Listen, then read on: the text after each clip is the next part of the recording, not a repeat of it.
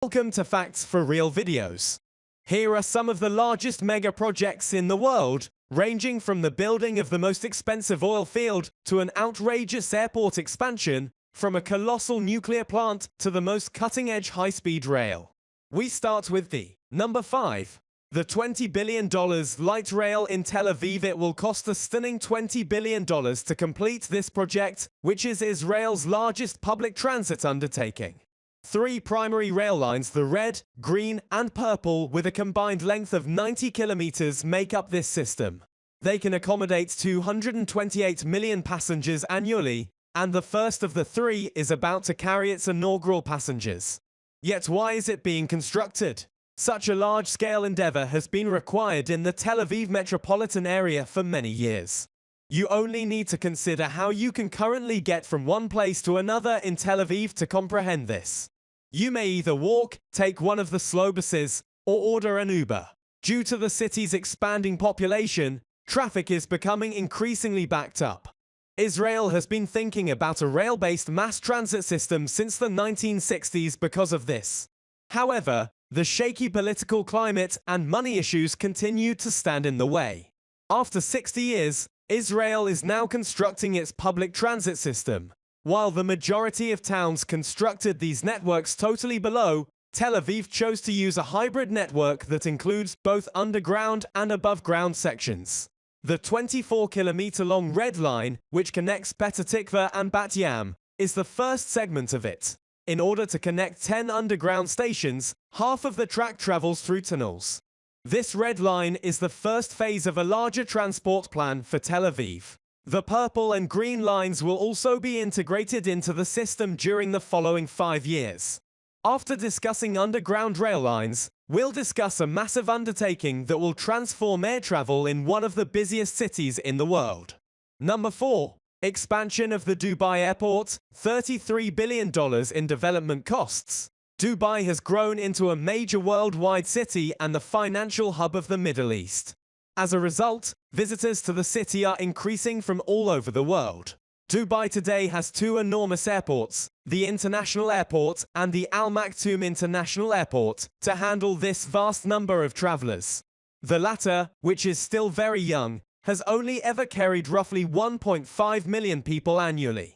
However, it is currently undergoing a vast $33 billion renovation that will make it, both in terms of size and passenger capacity, by far the largest airport in the world.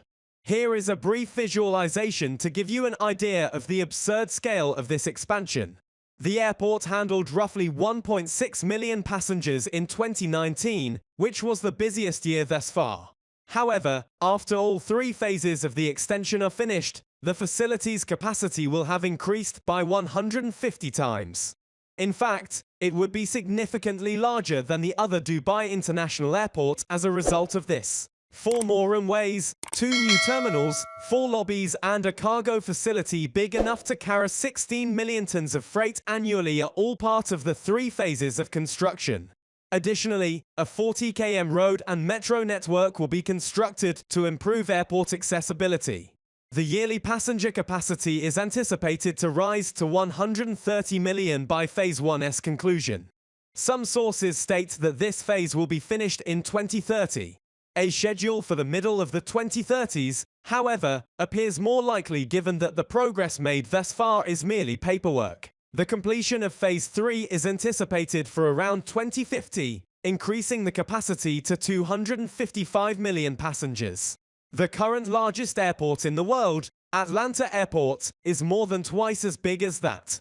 But why is such a sizable airport being built in Dubai? If everything goes according to plan, the combined airport capacity of both cities would exceed 350 million passengers annually, which is more than the whole population of the US. The rapid growth of Dubai into a megacity provides a straightforward explanation for this. The capacity of Dubai International will eventually be exceeded by the sheer volume of travelers. Dubai's proactive solution to a significant upcoming difficulty is thus the construction of another airport.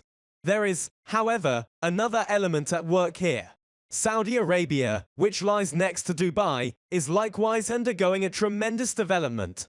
Saudi Arabia has begun developing the master plan for King Salman International Airport in Riyadh as a result of this move. As things stand, this new airport will surpass Dubai's current major airport to become the largest in the Middle East. Therefore, the Al Maktoum extension will aid Dubai in maintaining that title and preserving its position as the Middle East's business hub.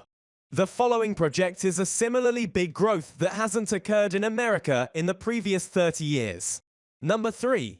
$35 billion Plant Vogtle Reactor 3 and 4. This is the enormous construction site for a nuclear megaproject that has been in the works for 14 years. 2 more nuclear reactors will be built as part of the project at the Plant Vogtle complex in Georgia. In July of this year, Unit 3 officially started operating. These 2 will also provide a combined 2,200 extra megawatts of electricity, enough to power around 500,000 households, after the 4th reactor is finished. However, the tale of how we arrived here begins far earlier. 2 reactors were already present at Plant Vogtle, and they went into service in 1987 and 1989. They continued to be the only 2 2,450 megawatt reactors at the plant for many years. But it has become obvious over time that coal and gas-fired power facilities won't last forever. Beyond that, there are significant difficulties with the dependability and storage issues of solar and wind energy. Millions of people can receive reliable, clean electricity from nuclear power facilities if they are built properly. In order to switch nearly 3 million consumers to an energy source with significantly lower CO2 emissions, the state of Georgia made the decision to renovate this facility in 2009. The project was expected to cost $14 billion when it was approved and be operational by 2017. However, work on the project was put off even before it was supposed to start in 2012. The Fukushima nuclear reactor accident in Japan a year prior resulted in tighter safety regulations and longer licensing processes.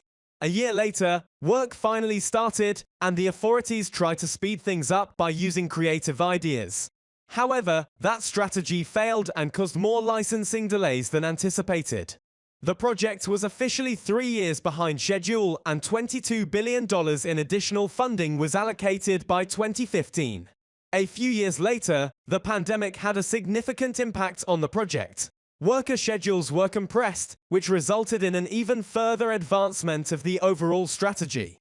The Nuclear Regulatory Commission finally authorized plans to fill Reactor 3 with fuel in the middle of 2022. Naturally, though, something went wrong once more. The wiring for the reactor had to be rebuilt after significant problems were discovered. Georgia Power eventually started operating the Unit 3 reactor last month after 7 years of delays and a 250% price rise. By the beginning of 2024, Reactor 4 will be completely operational.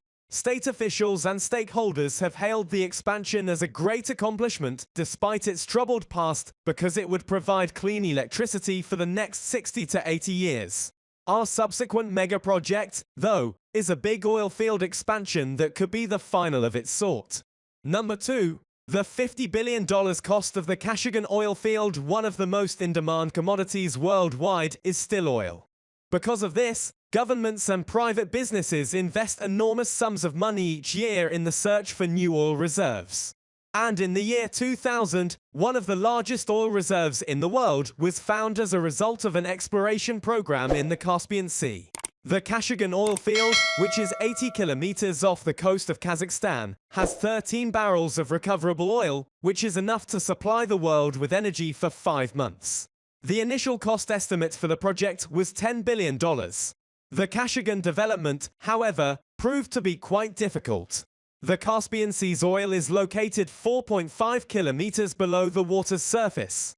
Here, temperatures frequently drop below -20 degrees Celsius, creating an ice layer several meters thick that lasts for months. Since there is ice present and these extreme weather conditions, typical offshore drilling technology are no longer functional. 5 man-made islands were created to deal with the ice in order to keep the drilling equipment from coming into contact with the ice directly and to give it a stable platform. In the sub-zero temperatures, more than 5,000 employees continued to assemble the pipelines on the man-made islands. These pipes will carry crude oil from the wells to on-land processing facilities.